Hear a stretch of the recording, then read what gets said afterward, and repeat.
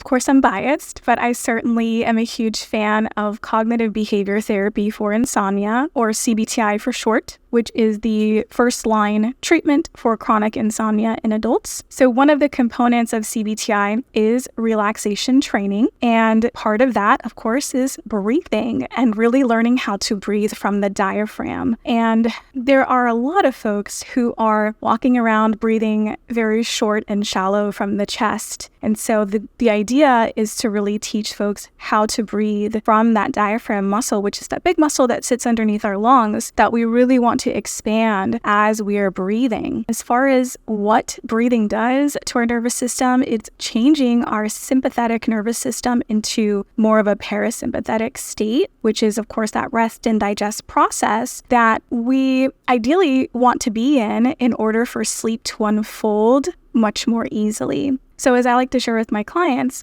none of us really have control over when we fall asleep. We could certainly influence when we might feel sleepy, but ultimately we don't have the ability to force that to happen. What we do have a little bit more control over is how we prepare our bodies for sleep. And breathing is one of the best ways, if not the best way, to bring the nervous system into more of that rest and digest state so that sleep can unfold and happen in a much more easy way.